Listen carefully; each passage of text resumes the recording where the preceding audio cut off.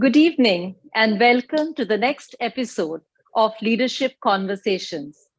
The social impact sector is full of passionate leaders with innovative outlooks on the world's greatest problems.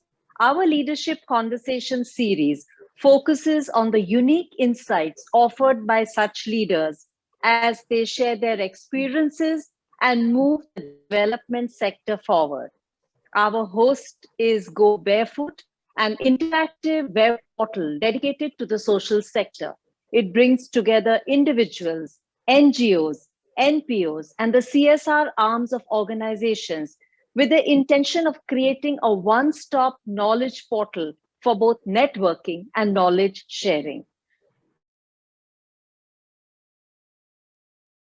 Which has been preparing young women for for leadership roles, thereby bridging the gender gap in the Indian workplace. Also, we are supported by third sector partners, an executive search firm exclusively for the development sector. Our guest today is one of the leading lights in the agri business. I would like to welcome Amit Kumar Singh, country representative for Tanager. Amit is an agri-business and market development expert with more than 19 years of experience in conceptualizing and executing agriculture and livelihoods development program in a wide range of value chains in agriculture, horticulture, and forestry. As Tanager's country representative for India, he provides team leadership and direction for Tanager's portfolio of supply chain strengthening activities with a focus on women and landless farmers. Amit has dedicated his career to strengthening communities and has been responsible for projects that organized more than 100,000 smallholder farmers into self-help and producer groups. He also brings expertise in conducting large-scale research studies, including baseline and end-term assessments for USAID, DFID, the Ford Foundation, and UNIDO, amongst others. He is a master's in agriculture economics from National Dairy Research Institute and has co-authored two books on value chains.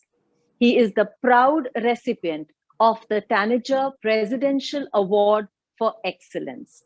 Thank you, Amit. Thank you so much, and welcome to this session. And we look forward to hearing your views. Thank you, I'm Sheetal. going to start. Please. Thank you. Thank I'm you, going to Sheetal. start. Yes, sure. Go ahead, Amit. No. Sorry. Please. I'm going to start with the questions. The first one is that the agribusiness sector in India has significantly changed and evolved in the last couple of decades that you have been a part of the sector, and you have witnessed it firsthand. So, how do you feel that leadership has evolved and changed, and how did it rise up to this challenge? Thank you, Sheetal, for a nice introduction. But let me tell you one thing. I'm a grassroots person, and I'm very thankful to Go Barefoot for giving me this opportunity to speak. So, this sector has evolved from comprehensive long-term development approach to short-term and output-oriented with specific development goals, deliverables. When this sector started, if you talk of last 2 decades, so what happened? So it was founder-driven initiative. They had a very scarce resource. They used to manage in that, and even those who were supporting the donors, they tried that maximum fund that goes for the program, and very little fund were available for hiring good people. Now things have changed after entry of the corporates. Now even the good foundations, national, international donors, they are supporting for hiring good people. And now you need to come up with KPIs. Earlier we never talked of KPIs. We never talked of measuring the impact. So I should say it's not the challenge. A leader should be very adaptive to the changing scenario, and he should uh, learn from other organization what is happening in the other part of the world, as well as how the professional organizations, the corporates, they measure their progress. So it may not be applied in a same way, but in development sector also, suppose you're working in agriculture, you need to come up with how you are going to measure the income of the farmers for whom you are working. So it's not a challenge, it's an opportunity to showcase your good work, because you'll not talk of entire community development work. Okay, we have changed this village, but in what terms?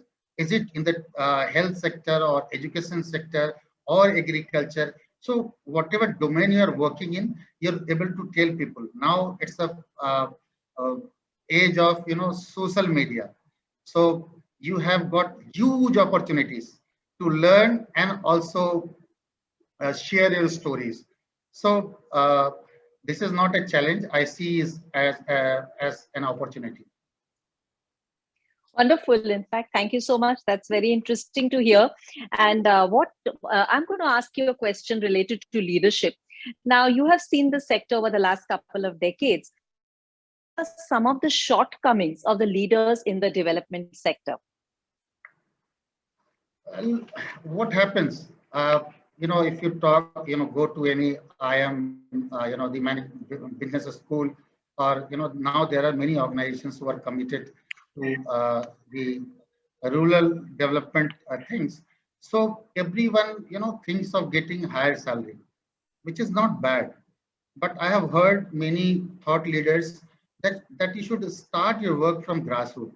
You should learn from there, which is which happens, but it takes time. By the time you realize, you have gone far ahead. As what I realized in my 19 years of career, I'm thankful to the organization who gave me that opportunity to work as a grassroots level. So now, uh, how I see the things, I have the visibility of the problems, challenges that exist in the grassroots, and I'm able to think creatively how we can design the program that becomes successful. What are those human resources that are required to accomplish those work? How you can deliver in such a way that the supporters, the donors, the clients, they're happy with you. So uh, this way, I must say one thing: don't run behind the money, run behind your career, because once you're able to make your career, once you're able to prove something in this sector, the money will follow you. That's interesting. Now, you're an agri-business expert. So, what are some of the challenges of this that you have faced, and what are some of the challenges in this business that you have seen and would like to share with our audience? Uh, First, I will share my experience both as a development sector professional, then I'll come to the agri part.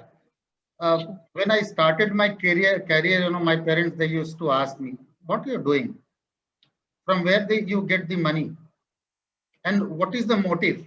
You're not earning any profit, you're not producing anything. How come, you are doing this work? So it was very tough to convince your relatives, your parents, and then the external world. Even my classmates, they are in a dairy sector, they are in agriculture sector, they are with seed companies. So they were also very curious. But now I feel proud when they say, oh, yeah, you're doing something very constructive and you are able to contribute to the society. And as far as the agri sector challenges for a leader is, you know, there are very few resources available in agriculture. Everybody, because health, education are the top priority sector, but thanks to the Sustainable Development Goal, which United Nations has launched, now everybody is thinking of environment, everybody is thinking of agriculture, everybody is thinking of nutrition, food, gender, so many issues that we are working with. So agriculture in this pandemic has taught us a lot. Uh, True. you need to develop your immune system. So you need a good food. That good food can be produced only when you are able to transfer that skill set to the farmers, and they are able to grow nutritious food. You need to bring investment in terms of good seed, good infrastructure like food chains, and so that there is a win-win situation both for the farmers as well as for the other stakeholders. Like farmers, they realize better price, and the other stakeholders, they also get benefit out of it, and consumer, they get the nutritious food, good food, safe food at competitive price. So these are the challenges that still exist, but I see things are changing. Many of the foundations, many of the donors, national, international donors, they are now willing to fund, invest in agriculture. And now challenges are not in terms of bringing resources, but in terms of bringing change at the grassroots. Because now you need to measure how you're going to increase income, how you're going to uh, you know uh, decrease the post-harvest losses. So there are challenges because there is a lack of infrastructure at the back end. So that needs to be improved. That is a major challenge, because in some of the cases the post-harvest losses are up to 40%. So that those losses we can minimize, that can feed a lot of poor people. So those things need to be taken care of. It's not possible for one organization to do everything. So leaders should look for partners with whom they can bring greater synergies, and which can be very impactful. And one of the core values, one of the core principle of Tanager is co-creation. So we co-create with partners and mitigate these challenges. So what do you think, now that you mentioned that, the pandemic, and yes, it has brought back focus on agriculture, a couple of changes that you would suggest, which will have a good impact in the short run and possibly medium run? First of all, even government is trying. You should think of increasing the income of the farmers. As I said earlier, minimizing the post-harvest losses. Introduce technology. Help, the startups, because they can bring good technologies. Now there are many companies who are working on, the artificial intelligence to mitigate the problems like infestation of pests and diseases, which takes the toll of the farmers, because entire crop is devastated, and they're not able to recover the money which they have invested. Even many of times they don't get the labor, family labor, which they have put in to produce the agriculture goods. So uh, these are challenges and there are opportunities. So I think one should start thinking on how to double, triple the income of the farmers, how to make this sector lucrative, how we can bring good resources in this sector, which is coming. Now people from IM, IRMA, Manage, they are willing to join this. But after, above everything, the passion matters. Now, superb. That's very interesting. One question I would like to ask you, that you mentioned about technology. So can you share some inputs on, how technology has so far impacted the agribusiness? Of course, there's lots more to be done, but our audience would like to hear something, in your experience. Like technology, the very simple mobile technology. You can even use WhatsApp to pass on the message to the farmers. How we do? We have, we keep 250 farmers for one extension officer, and he manages all the farmers. He remains, even during the pandemic, we faced this challenge. We use the technology to reach out to them, because movement was restricted, but it needed the flow of goods from the farm gate to the consumers. So we took the help of technology like mobile technology. As we said, yes, here is the consumer. You can aggregate at the collection center. We developed the protocols, how safely farmers can come one by one. They can deliver, aggregate their produce, and buyers can come with all the protective measures, and they can take off the aggregated produce, and it can go to the market. That is one. Second is, which very for us is, the farmer collectives, farmer producer organizations. So in all our projects, we have, farmer producer organizations, and we are thinking not, from the, we are just developing them as a commercial organization. As I said, we should have a business mind and a social heart. So yes, they are social enterprise, but they must be making profit in order to compete with the market. So like, I'll give one example. One of our farmer producer company, which we created 3 years back, they made a turnover of 1.5 million US dollars in last financial year by selling the inputs and aggregating the produce. So they also use the technology. So technology is now, you cannot think of a life, even your life, day-to-day life without technology. So mobile is the easiest thing, and everyone has mobile. And now people, they're very fond of social media. You can use, make best use of social media. Super. Wonderful to hear that. So I'm going to go back to leadership. And how does your organization, you run a large organization in India, and of course, globally, it is a very large organization. So how does Tanager proactively develop potential leaders? So if you could tell us something about that. So there are two things to it. One is the platform, like Tanager, in this case, Tanager. Second is leader. Both should complement each other. Leader has got a good platform. His first and foremost duty is to take the organization forward, and also brand in such a way that the people who work with you, they feel proud of. Because I can proudly say, yes, I am I am from Tanager. So that proud feeling should be there. Our organization is a very flat organization. We, staff who work here, they're less vulnerable to losing their job. They have an open space to grow. There is a mentorship program, there's a staff development program, and we try to give the best salary, the competitive salary and other benefits to the staff, so that we are able to retain, we are able to develop them. Many of the staff, they have started their career, as an extension officer. They are now cluster manager. Many cluster managers are now program managers. So there is a growth opportunity also. And most importantly, we have a very robust system of hiring.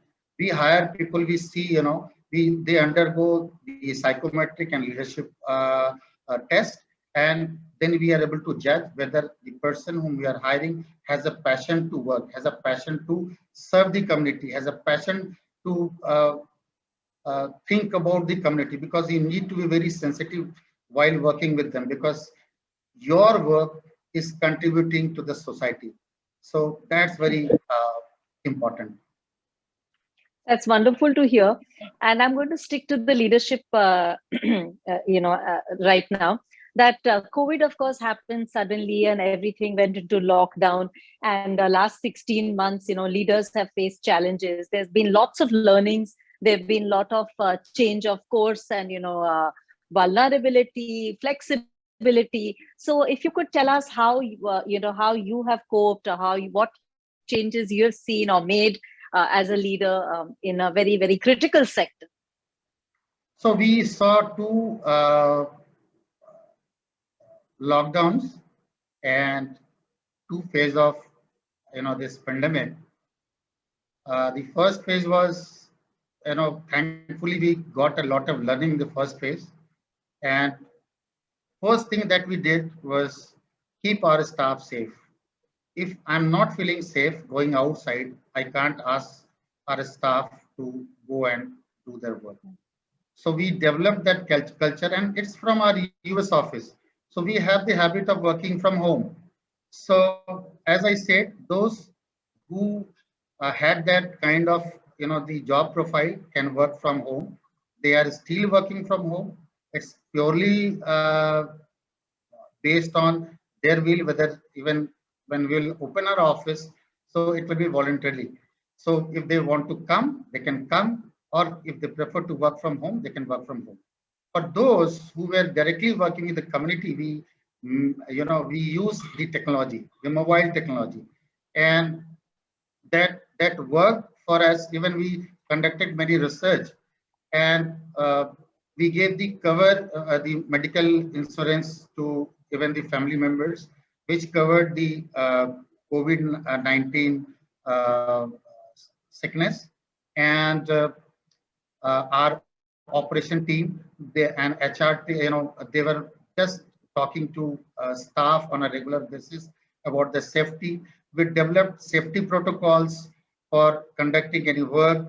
So those kind of things we used based on our learning from last pandemic, and we used best, we made use of the work from home culture, because everyone has our the official email ID, all the staff that work for us, and we collaborated over team platform. And on every alternate Saturday, we used to have a social gathering where someone used to sing a song, someone used to share stories.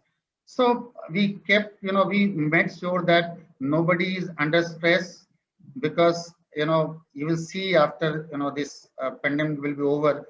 So you will be seeing a lot of such cases. So you need to keep your staff stress free, and you should give that confidence to staff. Look, you're not going to lose your job. Your salary is not going to cut. So you will be getting whatever you are getting. So everything will be normal. Just think on your well-being of yourself, your family, take care of family, and we gave them a flexible working hour.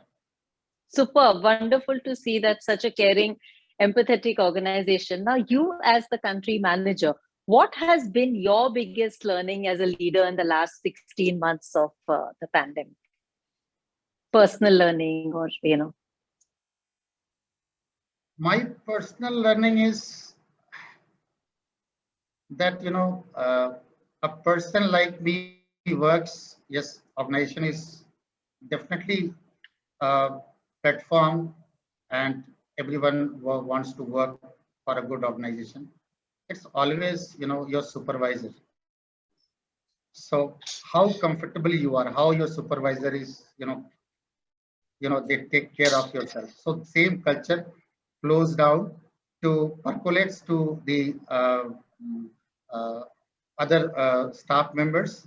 And my learning is that whatever you don't like, you shouldn't do it. Suppose I don't like to go outside and get exposed to the pandemic, so I should not ask my staff. I should not lose my job. Many of my friends, their salary were cut. There was a salary cut. So my learning is, if I am not losing anything, why my staff should lose? And the most important learning is that we must, come up with a technology. If suppose we get a third wave, what should we do?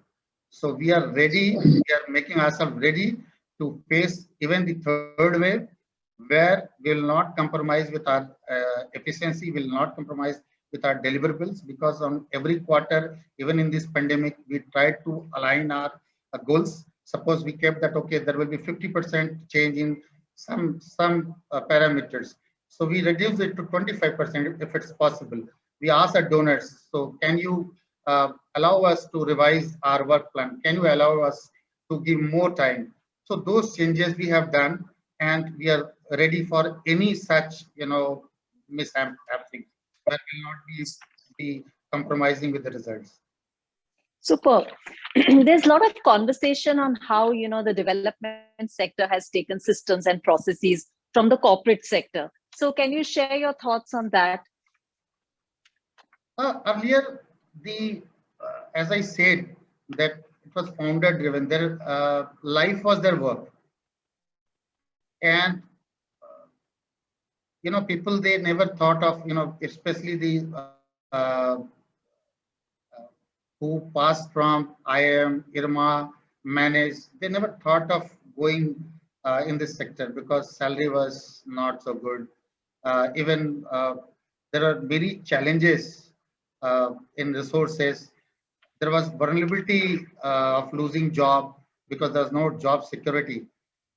it was based on the project. When you get the project, you hire people. When project is over, you fire the people. So those things have changed because government has also come up with a change in CSR Act. Now every CSR organization has to plan for a longer period of project, and uh, things have become very professional. Like now you need to measure everything. Whatever Yeah. you are doing, you need to come up with, KPIs, key performance, indicators, how you're going to measure it. So it has become and now NGO is requiring a people from multi sectors. Like you need mathematician, you need statistician, you need people from agriculture, you need people from management, you need people from business schools. So now you need a diverse set of people. So that change has happened, and now there is a good flow of money in this sector. But one of the challenges, I must say, that not challenge, but that needs to be changed, is that agriculture has not been mentioned in the Schedule 7 of CSR Act, due to which, it's a part of rural development. So nobody thinks of, getting into agriculture because it's very risky. There's a True. weather problem, there's pest and disease problems. So it should be mentioned as a separate subject. Then you will see more investment in terms of, changing the technology, in terms of enhancing the skill, and also back end infrastructure. Superb. So now that you mentioned donors, now donors also, their expectations have changed. They expect a lot more accountability, a lot more transparency than it was a few years ago. So can you share a little bit about that, your view on that?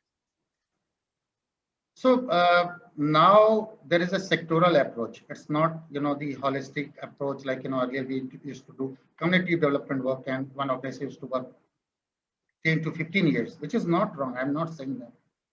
But now, like, from, if you take the example of cricket, from, the test match to 1 day and then 2020. So now you get shorter period of time, and with, measurable goals, very strict deliverables.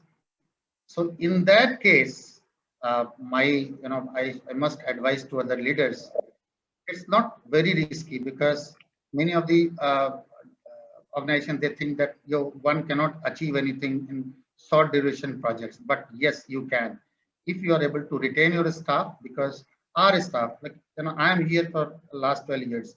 Many of the staff, they are from 8, 9, 10, 11 years. So they're already trained. Once we get the project, we just roll out in a 15 to 20 days time, and we are able to achieve the results. Superb. Yes, my final question to you is that what is your advice to the rising stars of the development sector? First advice is that you start your career from grassroots organization, maybe a small organization. Because you'll get a greater learning. You'll get a chance to directly work with the community. You'll come to know, you'll be exposed to different social dynamics. You'll be exposed to the challenges, the problems that exist in rural areas. So that is one. And how it will help you, I'll tell you. If you are exposed to these problems and challenges, you'll be able to design a good program. You will be able to retain your staff. You'll be able to give a proper advice, and things will be very creative. And for every problem will come out with a good solutions. Second is, yes, money is important, but money is not everything. Your career is very important. If you're able to demonstrate, then sky is the limit for you. Number 3, don't behave like a boss or an autocratic leader.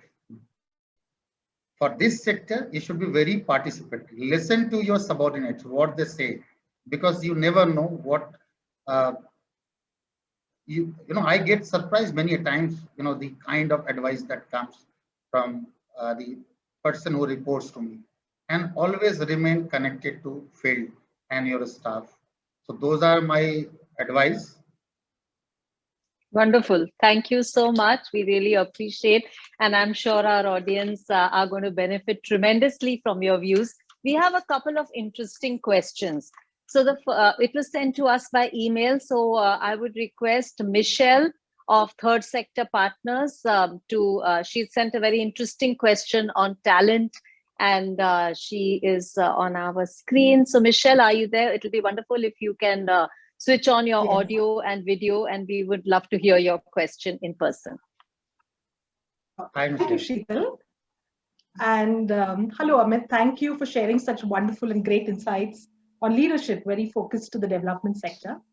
Well, Amit, during your decade-long career at Tanager, you worked very closely with self-help groups.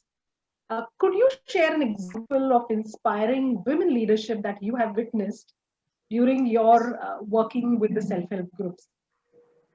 I'll give two examples. First is one of our SHG member is now extension officer.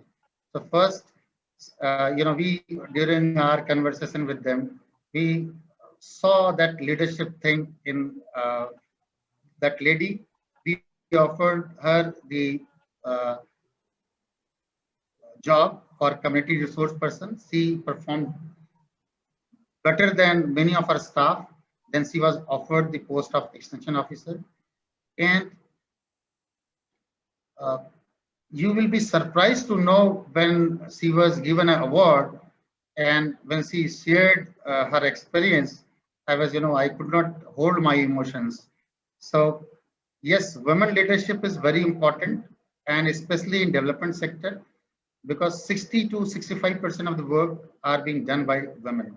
So until unless you have women at different level, and most importantly, the policy level, one cannot design the gender neutral or gender driven programs. Like when my first encounter with the farmers, when I was working in one organization as a grassroots worker, so I went there. I said, I want to work with you. They said, yes, tell me. But I said, I want to work with women farmers. They said, women farmers? We are farmers. You can train us. You can give us, the things which your NGO is supposed to. We'll do it. Don't worry. So I saw that, oh, it's not, simply developing the leadership in women. It's first sensitization of men. So we, in Tanager also, we start our first work with sensitization of men, then opinion leaders. We conduct, the camps in the villages, and then we start our program. Because when you are going to make self-help groups, it should not be, the target oriented. In many of the programs, target comes from government or many donor organizations. They just make the self-help groups, but they become defunct. So you need to sensitize the community, you need to sensitize the men. Then they will allow them to go out of the home, hold their meeting, conduct the saving, and they use best use of the saving. Many a times you have seen that, suppose their motor pump, something went wrong. So that women, she gave money to her male counterpart. Take this money, get the proper seat, get it mended. So it should start from sensitizing men, and there's no doubt until unless you develop women leadership, you cannot, ensure sustainability. So that is key to sustainable development. Agree with you completely. Wonderful question, Michelle, and thank you so much, Amit. Wonderful answer. Very unique insights into the fact that you have to sensitize men. Women's issues are actually start with sensitizing the men, and I agree with you completely. Do we, Sakshi, we have another question in the chat box. Can you just check that? Of course, we've received multiple questions, but I don't think there is time for us to take all of them. We can forward some of them to you, and it'll be wonderful if you could respond to them. So, Sakshi? Yes. We do have actually a question. Yes. Would you like to ask that to Amit? Yeah, sure. Hi, Sakshi. Yeah. So it is how. Hi. So the question that our audience has sent for you is, how do you see the impact of third wave on the agriculture sector? First wave, I'll start with first wave. First wave, the movement of agriculture goods was quite smooth. Second wave, it was very virulent. There were many death cases. So farmers also got scared and nobody was ready for it. But, farmers are, such a, adaptive person. So they adapt accordingly. Uh, Now the farmer producer organization, they can play a greater role. In second wave also, the FPOs, they facilitated the movement of agri goods from farm gate to consumers, and even they kept the continuous supply of inputs, which is very critical because until unless the farmers they get on time, they'll lose entire season. And in terms of third wave, yes, if it's about to come, then farmers, we are at least, I don't know about others, but I can advise based on our learning, we are making best use of technology. Use the mobile phones, they are biggest asset. Use social media. Like, one of our technical director, he's having 35 years of experience in Mint. He's very well-known figure, Dr. S.P. Singh. So one of his videos on Mint had a viewership of more than 100,000. And we make small videos, we circulate among farmers. Our extension officers, they remain connected with them on giving advice. And we have developed protocols, safety protocols that you need to think on, from the practical experience. Talk to them, talk to the expert, talk to the doctors, how you can best make use of, how you can develop a best protocol, safety protocols so that you're keeping your community safe, you're keeping your staff safe, and the things are not getting stopped. The movement of goods, the supply chain is smooth. Super. Thank you so much. Do we have any more questions? Yeah, actually, there's one more. Okay, we So do it have is- time for that. So yes, it'll be. Yeah. Yeah. So it is how Tanager is integrating nutrition and agriculture along with the gender to ensure healthy lives for farmers. Yes, I forgot to tell you about our nutrition program. So we have integrated nutrition in one of our program. This is, although globally we are doing, huge program on nutrition in different countries. But in India, we have started last year. We have integrated the nutrition with agriculture, and under that, I'll keep very short. So we have integrated Anganwadi centers because that is the biggest, the channel which you can deliver your things. Don't create a parallel organization. So we thought to have, women and child development department with us, and we have selected 10 Anganwadi centers in 2 districts, and we have digitized the entire center so that all the programs can be uh, sent through this. There's a big TV. There is other technology mediums. You can disseminate those programs, and we have beautified the entire Anganwadi centers like play schools so that you can increase the footfall. Also, we are trying to make use of each we are very soon will be starting to make use of each inch of land by growing nutritious food. And this is one part of the our nutrition program. Other part is how we are integrating uh, vertically and horizontally. I said horizontally we have made collectives like farmer producer organizations. Now we are doing value addition. Like if you take the example of cashew, cashew apple is very nutritive, but they throw away the cashew apple.